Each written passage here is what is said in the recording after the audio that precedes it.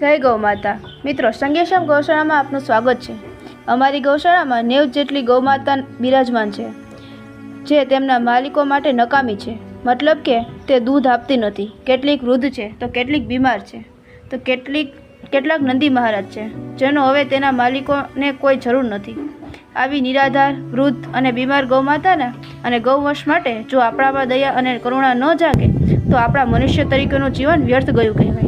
આજે ગૌમાતાને જ્યારે રાષ્ટ્ર માતા તરીકેનું બિરુદ આપવાનો અભિયાન ચાલી રહ્યો છે, ત્યારે માત્ર બિરુદ આપવાથી સંતોષ ન માનતા ગૌચારામાં, તેના રહેણાંકની વ્યવસ્થામાં અને તેની સારવારમાં સહયોગ કરી ગૌમાતાને સાચું સન્માન આપીએ। તમારું નાનકડું યોગદાન પણ ગૌમાતા માટેનું જીવન બદલી શકે છે। વધુ માહિતી માટે આપેલ નંબર પર સંપર્ક કરો તથા વિડીયોને શેર કરી પુણ્યના હકદાર બનો।